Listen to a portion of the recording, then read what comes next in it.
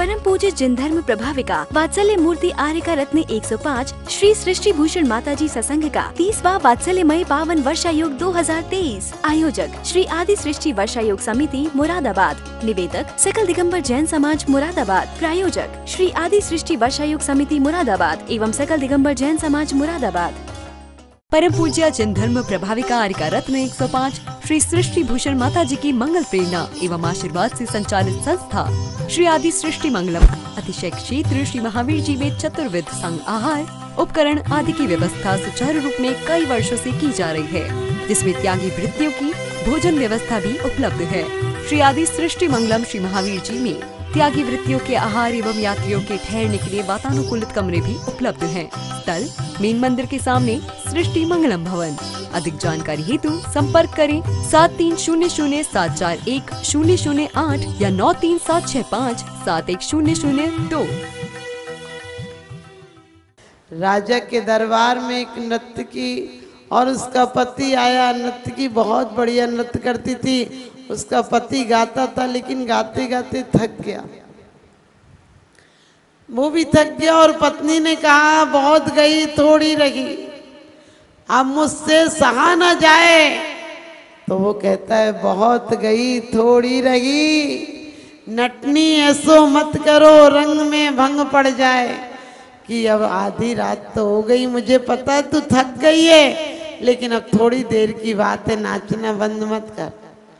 इतने में तो संत उठा, फकीर भी बैठा हुआ था वहाँ। उसने अपने सोने की माला उतार के दे दी। फिर थोड़ी देर बाद नटनी ने कहा कि अब मुझसे नहीं नचा जाएगा। उसने फिर वही बात कही कि बहुत गई थोड़ी रही, अब 1 आध घंटे 3 बज गए रात को, अब तू क्यों ऐसा करती, थोड़ी देर और हिम्मत से काम ले।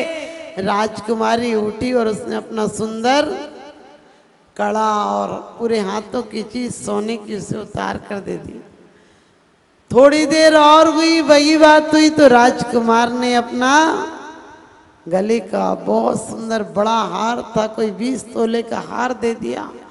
राजा तो पागल हो गया, राजा तो घबरा गया। कहने लगे तुम लोग क्या कर रहे हो?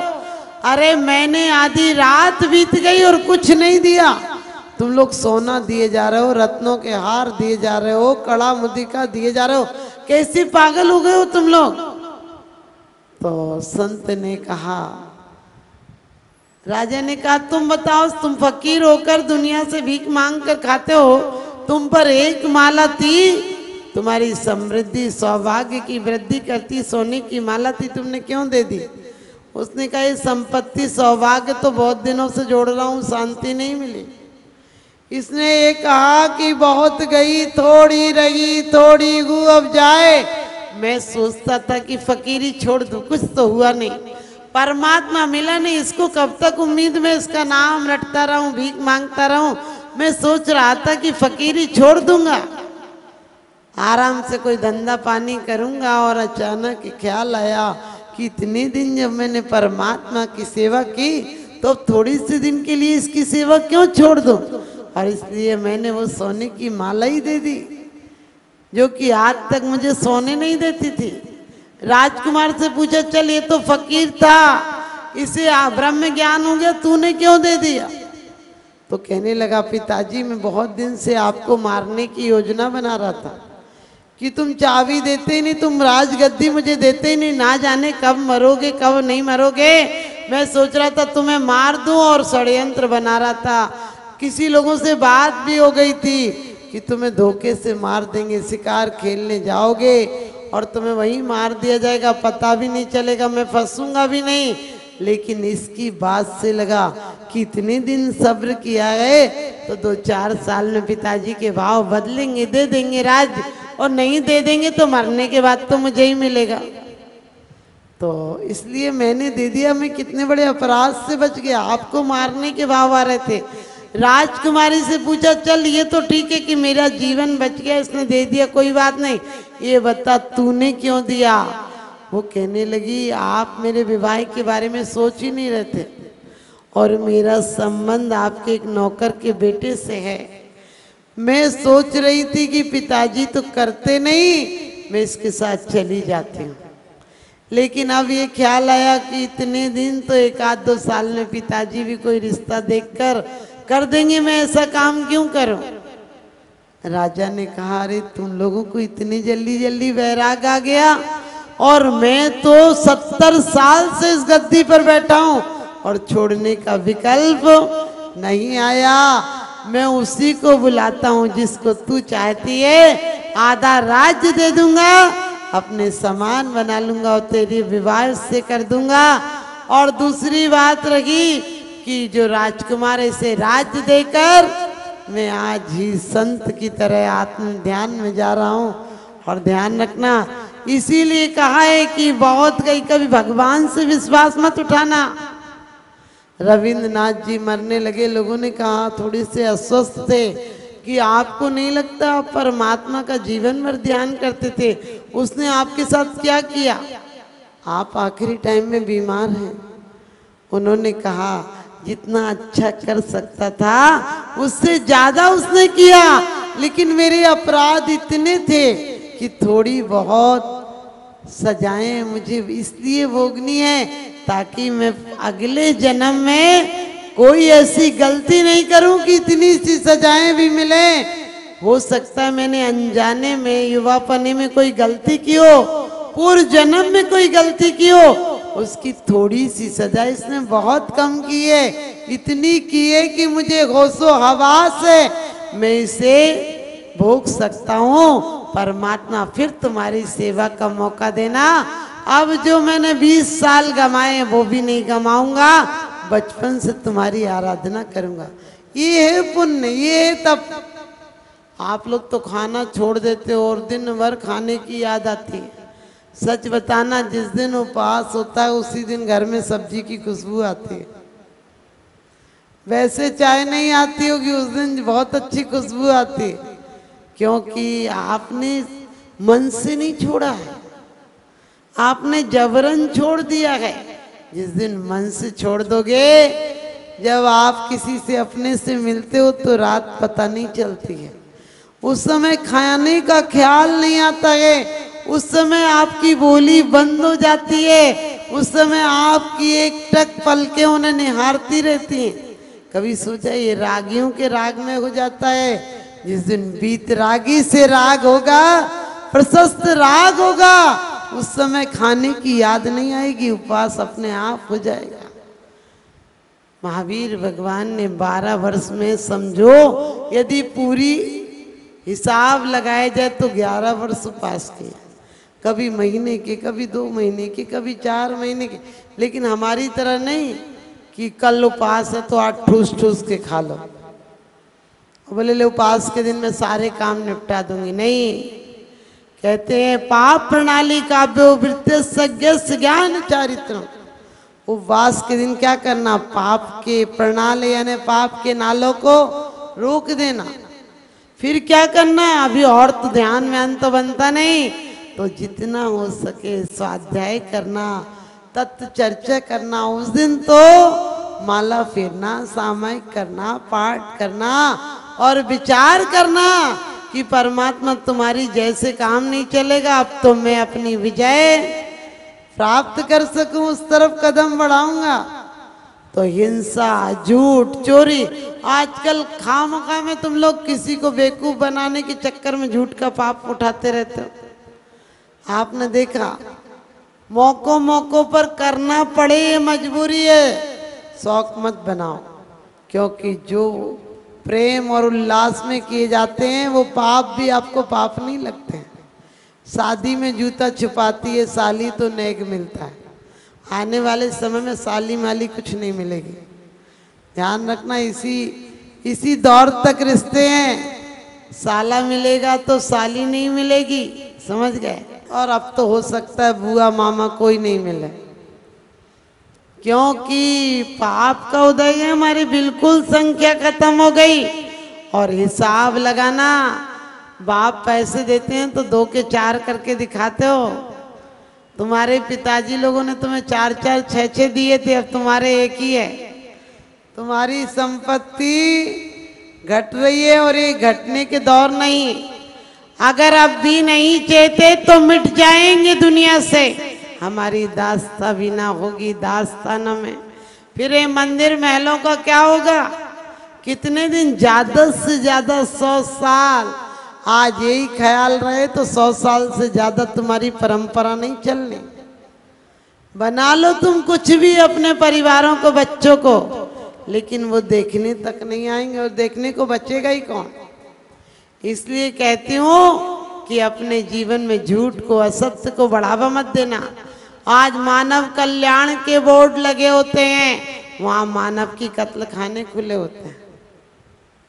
आपको पता है जितने भी काम है, मुर्गी पालन केंद्र, केचुए पालन के, वो पालने के लिए, वो मारने के लिए पाले जा रहे हैं।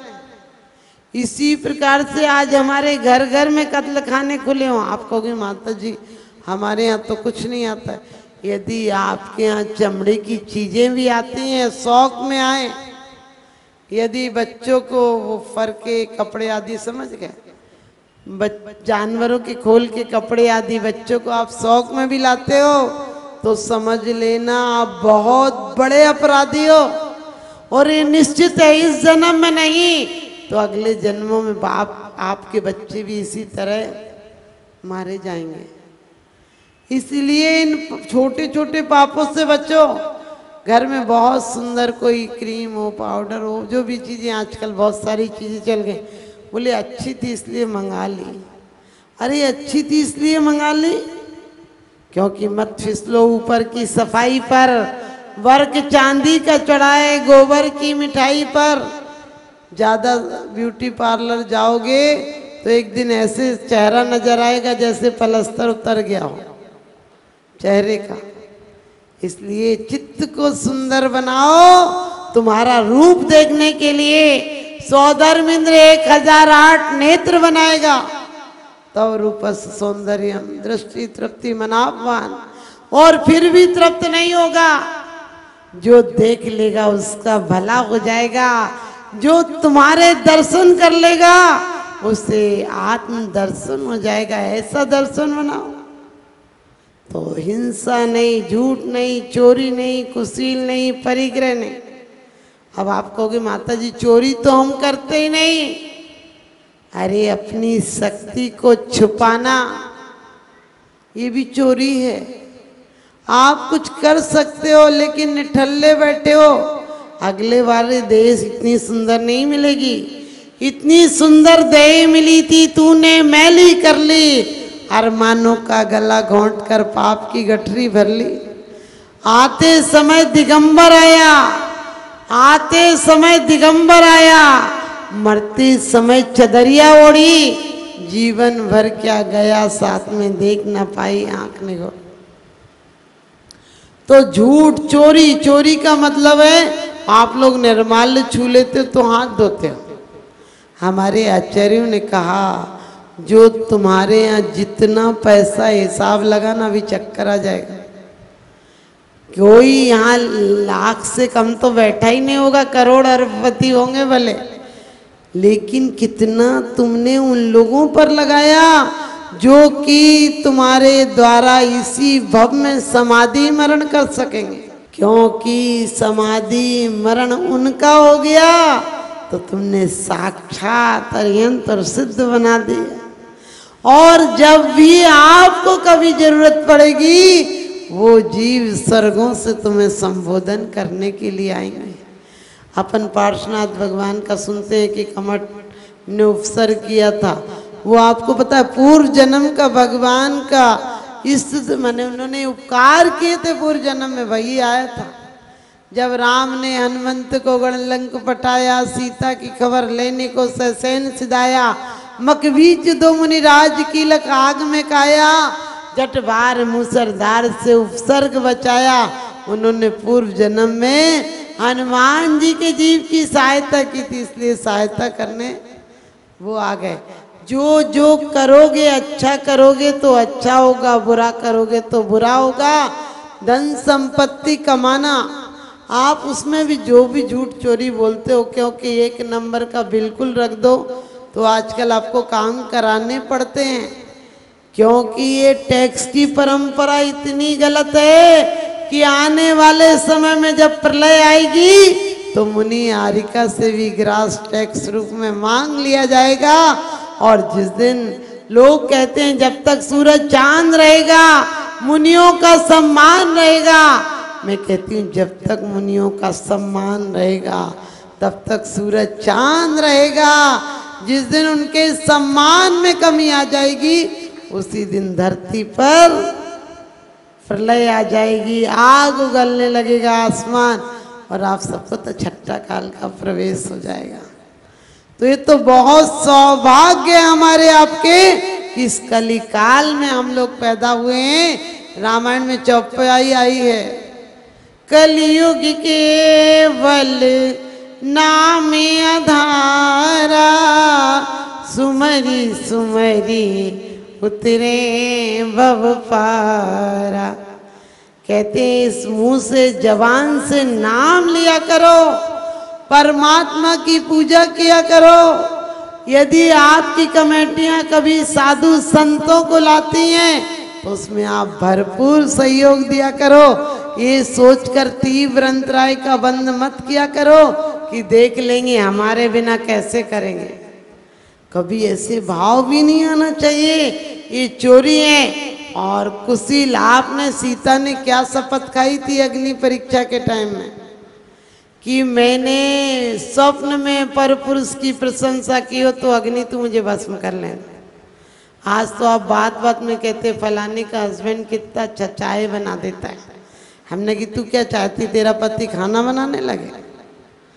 उल्टी सीधे बातें, दूसरों की तारीफ से ही फुर्सत नहीं मिलती, वो ऐसे हैं वो ऐसे। हमने कि तुम्हारे कैसे हैं तुम इन्हें देख लो, तुम इनसे भी कोशिश करो कि इनका भव सुधारो। झेलना रोने लगती थी। राजा शरणिक ने एक दिन पूछा क्या हुआ? वो कहने लगी कुछ नहीं, क्या बताऊं, आप मानोगे नहीं। बोले क्या तुझे बीमारी हुई? कहने लगे आपकी कृपा पात्र है, आपकी कृपा पात्र हूँ, हजारों वैद्य आ जाते हैं जरा सी बीमारी हो तो।